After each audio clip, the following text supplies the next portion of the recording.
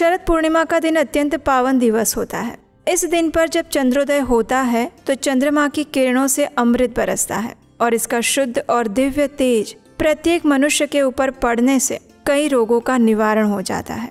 ये पूर्णिमा तिथि यानी शरद ऋतु की पूर्णिमा आध्यात्मिक साधना के लिए भी अत्यंत महत्वपूर्ण है। इस दिन ब्रह्मांड में विशाल मात्रा में सकारात्मक ऊर्जा व्याप्त रहती है। इस दिन भगवान श्री विष्णु और माता लक्ष्मी की पूजा की जाती है। गंगा स्नान और दान का भी विशेष महत्व है। भक्तगण शरद पूर्णिमा की रात्रि में चंद्रमा की किरणों के नीचे दूध, पोहा, खीर इत्यादि बनाकर रखते हैं और मध्य रात्रि तक उसे चंद्रमा की किरणों के नीचे रखा जाता है और उसके बाद प्रातः काल में उसका सेवन किया जाता है।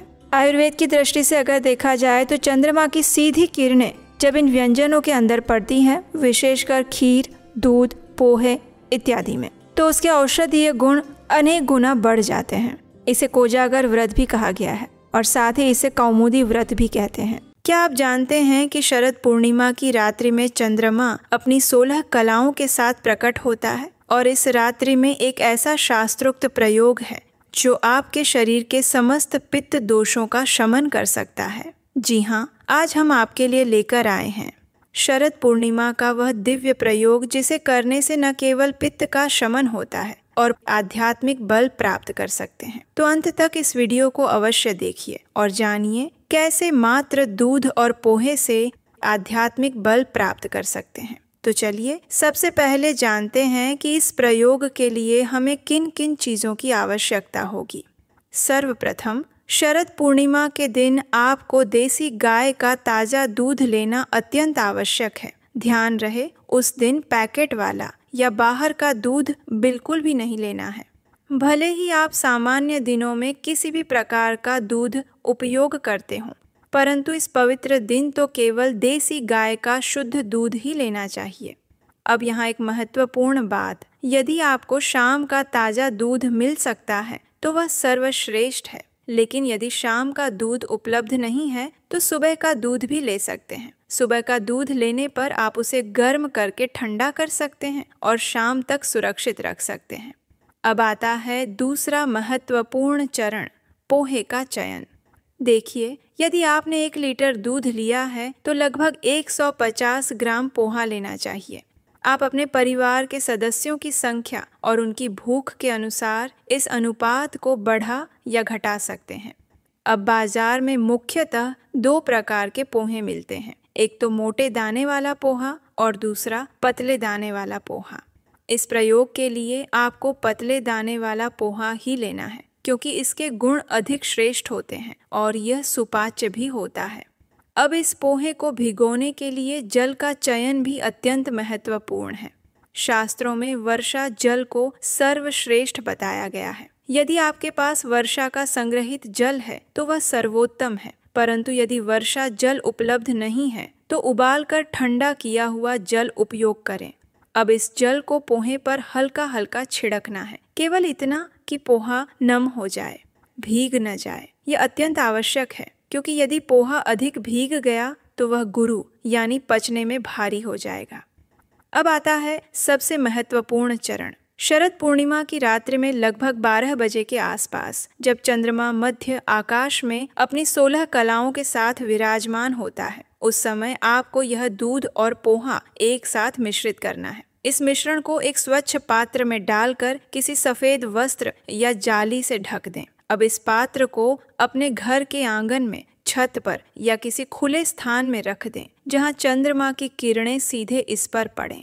वैदिक ज्योतिष के अनुसार शरद पूर्णिमा की रात्रि में चंद्रमा की किरणों में अमृत तुल्य गुण होते हैं जो इस दूध पोहे के मिश्रण में समाहित हो जाते हैं। यदि आप चाहें तो इस मिश्रण में स्वाद और गुणवत्ता बढ़ाने के लिए थोड़ी मात्रा में इलायची, जायफल जैसे पित्त शामक द्रव्य भी मिला सकते हैं, परंतु याद रखें, इस प्रयोग के मुख्य घटक तो केवल 2 ही हैं, शुद्ध देसी गाय का दूध और पतला पोहा।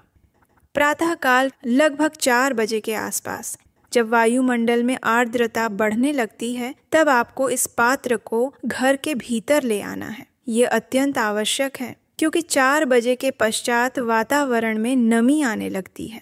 अब सूर्योदय से पूर्व उठकर आप अपनी दैनिक क्रियाओं से निवृत्त हो जाएं, स्नान इत्यादि कर लें।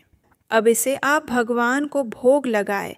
तत्पश्चात इस दिव्य दूध पोहे का सेवन प्रातःकाल के भोजन के रूप में करें। शास्त्रों में कहा गया है यथाग्नि यथा शक्ति, अर्थात अपनी पाचन अग्नि और शक्ति के अनुसार ही इसका सेवन करें। आप इस दूध पोहे का सेवन सुबह से लेकर दोपहर 12 बजे तक कर सकते हैं, परंतु इसके पश्चात यह बासी हो जाता है, इसलिए 1 बजे के बाद इसका सेवन वर्जित है। अब देखिए, ये कोई सामान्य प्रयोग नहीं है, ये एक शास्त्रोक्त वैदिक परंपरा से चला आ रहा प्रयोग है जिसके असंख्य लाभ हैं। इससे शरीर में पित्त का संपूर्ण शमन होता है, शरीर में अद्भुत शीतलता का संचार होता है, पाचन क्रिया अत्यंत सुदृढ़ होती है। यह प्रयोग करने से आप संपूर्ण शरद ऋतु स्वस्थ रहेंगे। शरद पूर्णिमा के दिन यह प्रयोग तो आपको अवश्य करना ही है, परंतु इसके पश्चात भी आप इसे नियमित रूप से जारी रख सकते हैं। आप प्रतिदिन रात्रि में या सुबह दूध और पोहे को मिश्रित करके कुछ देर रखें और फिर उसका सेवन करें, कम से कम दीपावली तक, और यदि संभव हो तो कार्तिक पूर्णिमा तक आप इस दूध पोहे का नियमित सेवन कर सकते हैं। तो ये थी शरद पूर्णिमा की वह दिव्य विधि जो हमारे शास्त्रों में वर्णित है। मात्र दूध और पोहे के द्वारा आप संपूर्ण शरद अपने शरीर को निरोग और स्वस्थ रख सकते हैं। और हाँ, इस शरद पूर्णिमा पर आप यह प्रयोग अवश्य करें और अपने अनुभव हमें नीचे कमेंट बॉक्स में लिखकर बताएं। चलिए, इस मंगलमय शरद पूर्णिमा पर हम सभी स्वस्थ रहें, निरोग रहें।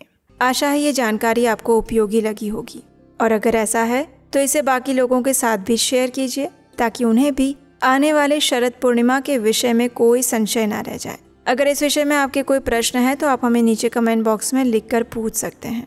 और अगर पहली बार इस चैनल पर आए हैं तो आपके अपने चैनल उपदेशाष्टकम को सब्सक्राइब करके जाइएगा, नोटिफिकेशन ऑन रखिएगा, ताकि ऐसे ही वैदिक शास्त्रों से ली गई प्रमाणभूत जानकारी और पौराणिक कथाएं आपको निरंतर मिलती रहे, बिना किसी मिलावट के। हरे कृष्ण।